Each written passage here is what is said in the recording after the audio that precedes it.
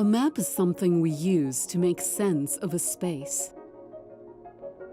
Maps are often thought of as objective, scientific depictions of a particular place, showing important landmarks and the relative distances between them.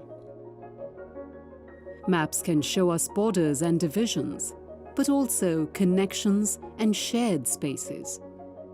The way we use maps also presents cultural conventions and different points of views, reflecting changes across time and place.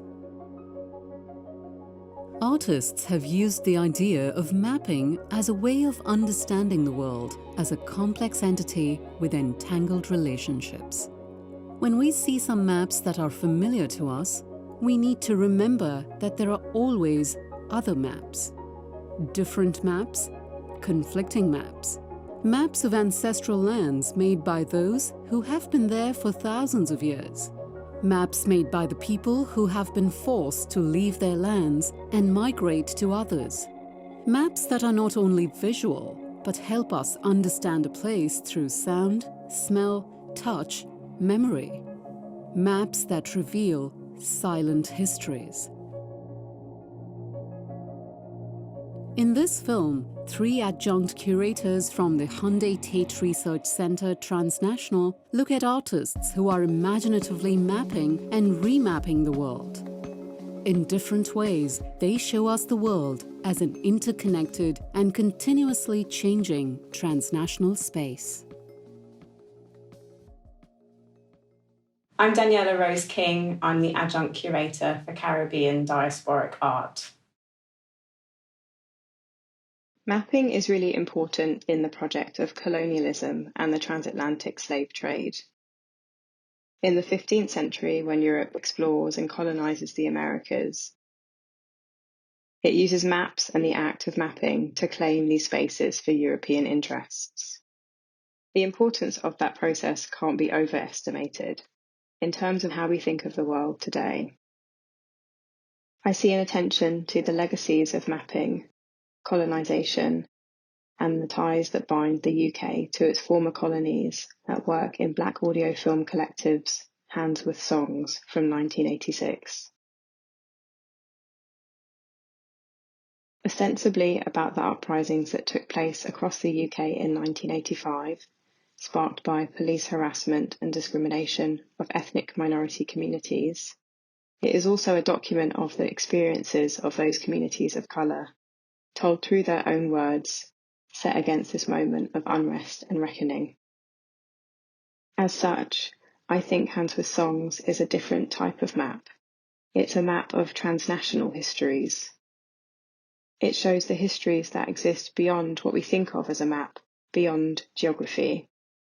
It also deploys sound to demonstrate the overlapping, boundary-defying nature of Britain and what it is to be British in the 1980s. It is a map as a soundscape too. The Guyanese-British artist Ingrid Pollard, in her work Oceans Apart from 1989, suggests another way of mapping the Atlantic Ocean as an entanglement of historical, geographical, and psychic spaces, presented as a family album of sorts. She juxtaposes signs of empire, maritime figures, images of the coast, and intimate family photographs of Black subjects, brought together with text that evokes longing, separation, and alienation, all aspects of the experience of migration and diaspora.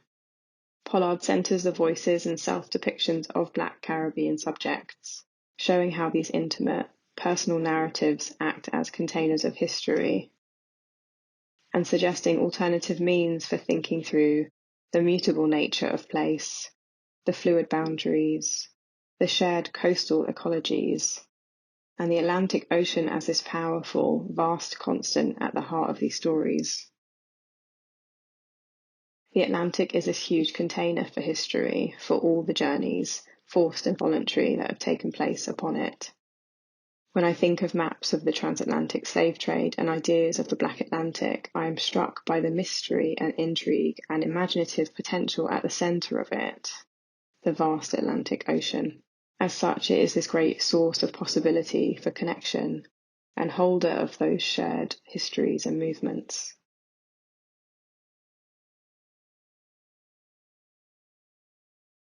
My name is Portia Malatjie. I'm Adjunct Curator of Africa and African Diaspora.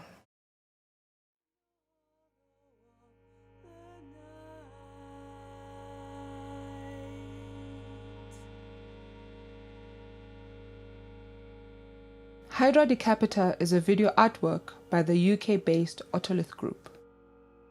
It considers and brings together the details of the slave ship Zong that was traveling between Jamaica and Liverpool in 1781, and the representation of the incident by Turner in 1840. The film also connects to the music and mythology of Detroit-based techno group Drexciya in the 90s and early 2000s. In 1781, the Zong got lost at sea. Seeing that they could soon run out of water, the crew threw about 132 slaves overboard and later claimed this from their insurers as loss of cargo. A heated court case ensued, revolving mainly around the issue of cargo and not considering the loss of black life. An unsuccessful attempt was later made to charge the crew with the murder of 132 black people.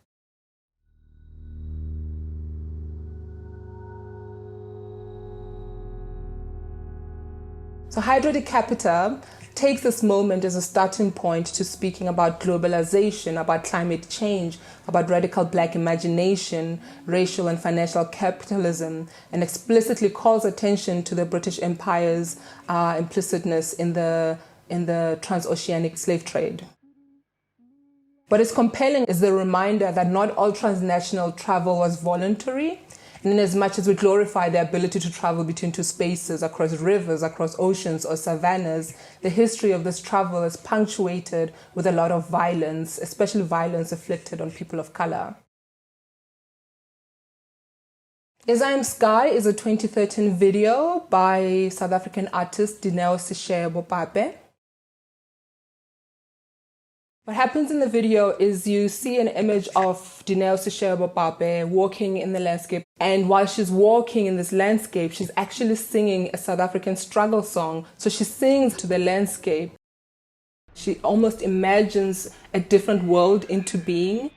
So when she starts to sing to this landscape in a very inaudible voice, her face merges with the landscape where she is and also just merges with the sky. What's very important about the work is the idea that maps are not always land-based, but can extend to the sky, thus signaling to cosmographic map-making. My name is Pablo José Ramírez. I am the Adjunct Curator of First Nations and Indigenous art at Tate. Historically, art has been a cross-cultural exercise of mapping other worlds. The Eye in the Sky is a black and white photograph by Gauri Gill, developed with the Indigenous artist Rajesh Bangal. And it's a product of a long-standing collaborative series between the two, where Baghdad has drawn in black ink over Gill's photograph. The picture was taken by Gill in Maharashtra in western India, at a sacred mountain of the Warli community to which Baghdad belongs. We can see how Bangal is interested in exploring the friction between the urban and the rural landscape. This in part because the Warli community has been systematically displaced by the vertiginous industrialization of cities, forcing communities to abandon their ancestral lands as natural resources are depleted and traditional forms of agriculture displaced. The work depicts a subtle map which grasps a juxtaposed history of modernity, entangled with migration and haunted by colonial pain. Pasita Abad was a Philippine-American painter.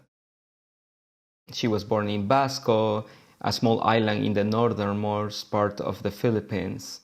Then for more than 30 years of career, she traveled around the world.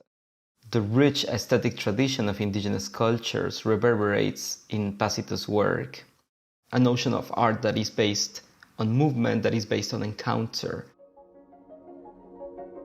I like to think that European mask refers to cross-cultural encounters, A mask is usually associated with the craft of indigenous cultures, and the aesthetics depicted in European masks work as a rich testimony of a cosmopolitan non-Western sensibility, challenging stereotypes commonly associated with the boundaries between crafts and arts.